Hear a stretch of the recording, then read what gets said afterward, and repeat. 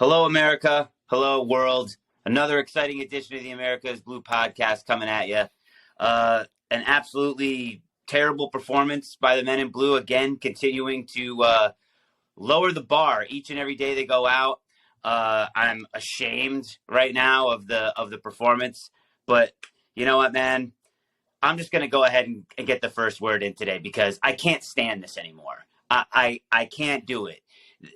This team should give their paychecks back this week. When Southampton lost, what was that, 8-0 to Leicester or whatever it was a couple years ago, that like the players didn't give their paychecks, our guys should go without pay. None of those guys should be able to look anyone else in the face. They shouldn't be able to look their families in the face. They shouldn't be able to look Cesar Azpilicueta in the face after he gets kicked. They should have at least found a way to slide one past the goalie after that. But we continue to underperform, underwhelm, underserve. Everybody should be completely ashamed of themselves and figure out a way to fire Graham Potter and start fresh, because we are absolutely pathetic, anemic. All of the terrible adjectives apply. We are the laughing stock of international sports right now. We're an absolute joke. The punchline of everything. We are easy to make fun of and a gigantic target because we are a huge piece of shit right now. Am I supposed to follow that?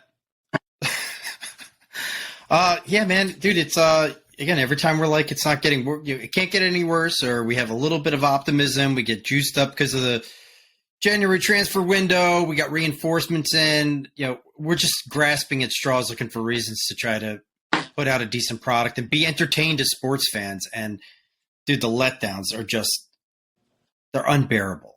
They're unbearable.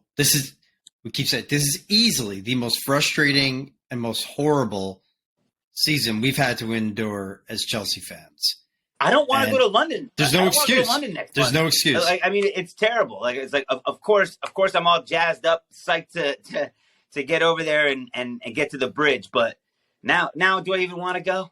I mean, of course, I'll be there against Villa, but still, it's so disappointing. Every aspect of everything. I don't even think we're ever going to score a goal. I would be excited to see us score, and it's gonna be the most ironic cheers in the history of mankind. Whenever we do score again, if we do, I mean, the ironic cheers are going to be loud and sustained, and hopefully Graham Potter isn't even there to hear them.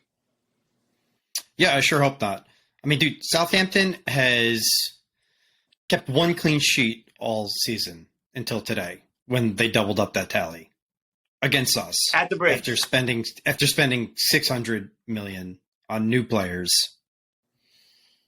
I mean, listen, we've had trouble scoring for a really long time now, even going back into Thomas Tuchel's time. But we were always competitive. Even if the goals weren't coming in bushels. Like, we were an organized team.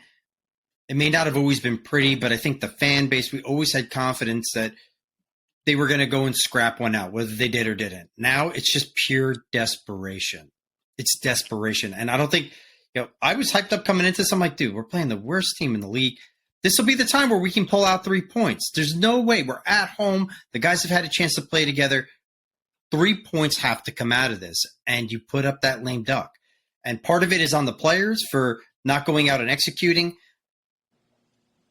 A lot of this just has to go on Graham Potter. The guy please just leave. Quit. How is Reece James not even in the side? They wanted to rest him. Because he's coming off the knee. Yeah. They didn't want him to get hurt again. They rest him. They rest Thiago Silva. I get it. Thiago Silva's played every fucking game this entire season. He needed the rest. So, that is what it is. I don't want to squabble about who we threw out there, what the formation was. It doesn't matter.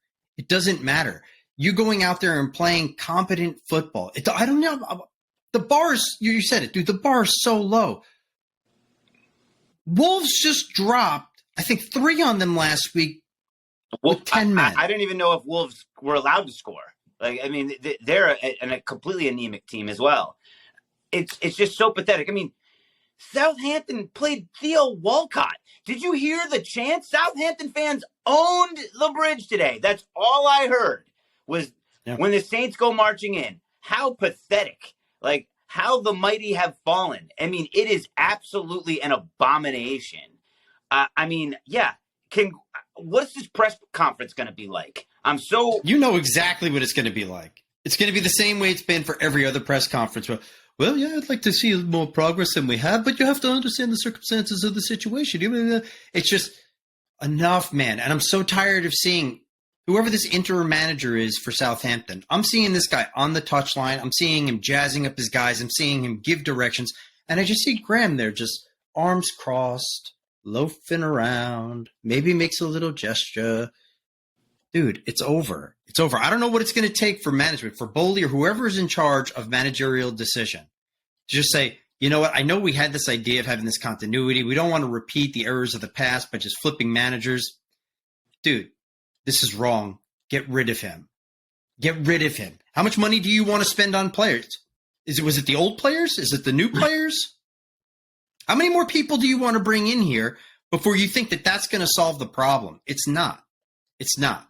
So, I don't know, dude. We're going to be stuck with this shit until we get rid of this fucking guy. Well, I mean, that's just it. And there's no end in sight. And I mean, I was looking at some of the stats, just looking after the first 20 minutes, Southampton had a 2-1 possession advantage on us. We couldn't even control the ball against them. We never looked a threat to score, and I would have been fine with us maybe being back if we looked like we were going to be able to counter. But we never looked like we were going to be able to counter either. And I mean, of course, Dave has to be on the business end of like some great play, and you're relying on him to be the guy that's going to be putting the ball in the back of the net, which just again speaks to the situation that we're in. And how can we just not find a way to sneak one past, even by accident? Like Jorginho, who never scores goals, managed to put Arsenal into an OG situation. Of course, they get that bounce, and nothing defines the season more than our inability to score, and Arsenal scoring goals with Jorginho at the end of the game with him with a vicious strike. I think he scored one goal from open play his entire career with us. I think every single goal he had was a PK. Yeah, and I don't know if it's just flow of the game, managerial decisions. I'm so lost here. I feel like I know what I'm watching, and then I come back and I think about it, and I have no fucking idea what we're watching. Cesar Azpilicueta was our most dangerous threat for almost the entire first half. He was getting more balls in places where he shouldn't even be. Yeah. He shouldn't even. How is it that our formation or whatever's going on is allowing Cesar Azpilicueta to be driving at the net as a winger? How does that happen? And then we want to make some changes at halftime, change things up a little bit. I didn't think Fofana was terrible. Neither did I. I certainly didn't think that he should be removed. I thought he had a couple of good runs. I liked the presence. We give him 45 minutes of action, and then what do? We go right back to the same old shit. More of Kai Havertz being slow, not threatening, just a llama out there. And it's the same shit, dude. It's the same shit. So bad fucking managerial decisions. The guys just don't have confidence in each other. I can't imagine they have confidence in the boss. This is where we're at. The thing is, too, is especially in the first half, I was like, the ball is moving so slow. It wasn't even – there was no snap, no nothing, no sense of urgency. It was unbelievable how slow paced everything was, because at least in Dortmund, especially at the end, it was wave after wave. There was intricate football. There was some, exciting stuff. You got a sense of maybe there's some life here, and you would hope that would carry over. But none of it carried over. There was absolutely no pizzazz.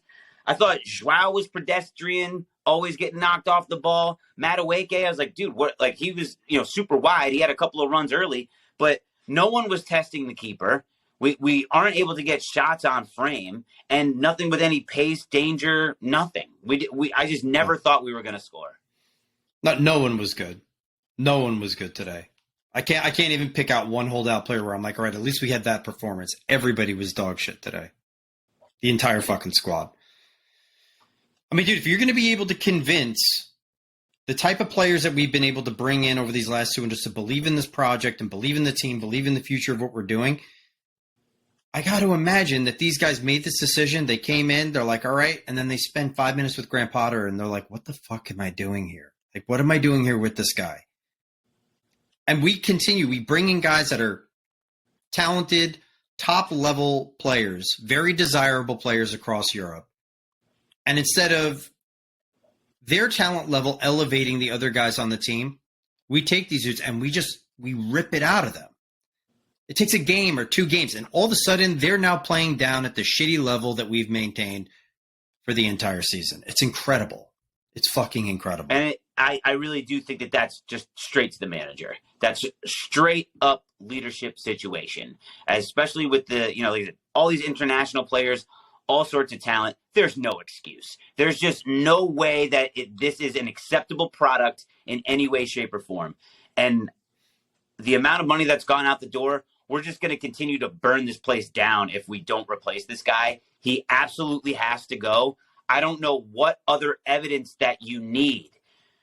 What are we doing now? What are we doing now? I don't know. Dude, I don't know. I don't know what it's going to take. Is it going to be an entire season of this shit?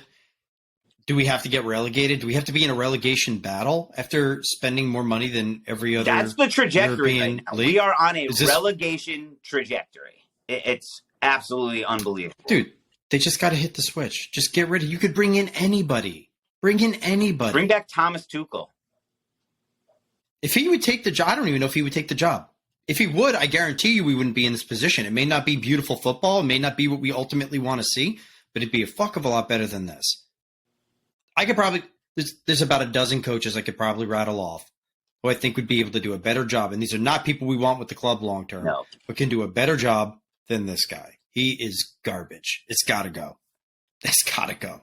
Bring me Gus Hiddink just for the rest of the year. Let him just come in. Get Gussie in. Is he still alive? Yes. Bring Gus. Bring Gus back. Bring Gus back. That's who we need. Anyway, you know what, man? I don't even know if we're gonna. I don't even think if it makes sense to talk about the game. I think we already talked about it. There's nothing of note. There are no positive vibes. There is no silver lining that's coming out of this other than a straight defeat and Chelsea continuing to drop in the table. I don't even know who we play next. I didn't even look because we got on so close after game time, and I was just taking everything one step at a time. I'm assuming that neither one of us are going to be giving out a man of the match, which is always brought to you by All Out Fitness. And at All Out Fitness, they're inspiring individuals to be their best selves. Maybe we should get all the guys on CFC All Out Fitness memberships because everybody needs a little bit inspiration back at Cobham. So I don't know what else to say, man. I do want to give out man of the match. I'm giving you my man of the match. You're the man of the match. Thanks, man. Thanks. No, I appreciate that. We always try to bring the heat. We always try to bring the love. But, man, do we have a very, very punchable face managing our club right now. I just want to rattle that guy's cage. I don't wish him any physical injury. I just wish he would physically get the fuck out of my club.